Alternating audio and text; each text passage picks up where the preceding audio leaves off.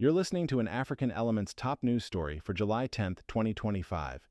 Please visit our website at africanelements.org for more daily news. Caster Semenya, a two-time Olympic gold medalist from South Africa, has faced a significant legal battle against World Athletics testosterone regulations.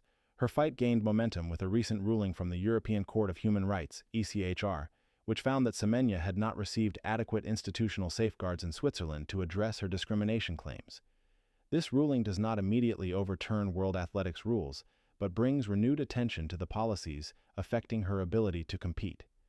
Semenya's legal struggle began when World Athletics introduced regulations requiring female athletes with naturally high testosterone levels to lower them to compete in certain events. Semenya, who has hyperandrogenism, has refused to take testosterone-reducing medication, which has barred her from competing internationally in her preferred 800 meters event since 2018. She previously lost appeals to the Court of Arbitration for Sport, CAS, in April 2019, and the Swiss Federal Tribunal, SFT, in September 2020. The ECHR's decision allows her case to potentially return to the Swiss Federal Court for further examination. Central to Semenya's case are the medical concepts of hyperandrogenism and differences of sex development. DSD. Hyperandrogenism involves elevated levels of male hormones like testosterone, which some argue provide a performance advantage. DSDs refer to conditions where there is a discrepancy between external genitalia, internal reproductive organs, or chromosomal sex, which can lead to naturally elevated testosterone levels. The regulations affecting Semenya, particularly the XY-DSD regulation, were established to address athletes with DSDs who have testosterone levels in the male range. World Athletics argues that these regulations are necessary to protect fair competition in women's sports. Athletes with DSDs and high testosterone levels must lower their levels to compete in women's events between 400 m and 1 mile. Methods for lowering testosterone include contraceptive pills, monthly injections, or surgery to remove testes. Semenya argues that her natural testosterone levels are a genetic gift and that she should not have to alter her body to compete. Her refusal to comply with these regulations has prevented her from defending her 800-meter title at the Tokyo 2021 Olympics.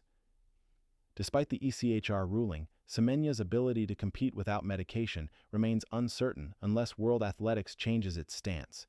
The ECHR found that Switzerland failed to protect Semenya from discrimination when its Supreme Court upheld the CAS decision supporting World Athletics rules. Semenya's appeal to the ECHR invoked several articles of the European Convention on Human Rights, including Article 14, which prohibits discrimination based on sex characteristics. Article 8, protecting the right to respect for private life, was also cited due to the regulations requiring medical interventions and disclosure of private medical information. Article 13, which guarantees an effective remedy, was central to her argument regarding the inadequacy of previous legal avenues. The ECHR ruling sets a significant precedent regarding human rights and sports governance. The requirement for athletes like Semenya to undergo testosterone-reducing treatments raises health and human rights concerns, including potential side effects and impacts on psychological well-being. Critics argue that these rules perpetuate standards of femininity and disproportionately scrutinize athletes who do not conform to conventional appearances, particularly affecting Black women athletes. The ECHR ruling could influence future regulations concerning DSD athletes, compelling sports bodies to ensure their policies respect human rights. A ruling against Switzerland could lead to a re-evaluation of DSD regulations to ensure they are proportionate and uphold athletes' rights.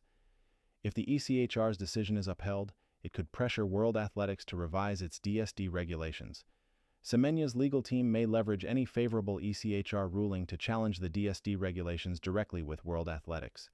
The broader implications of the ECHR ruling could lead to a re-evaluation of how human rights are balanced with competitive fairness. Semenya's fight continues, and her victory at the ECHR provides a powerful tool in her quest for justice and the right to compete authentically.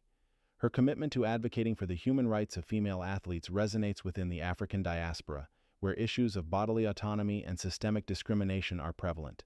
Copyright, African Elements.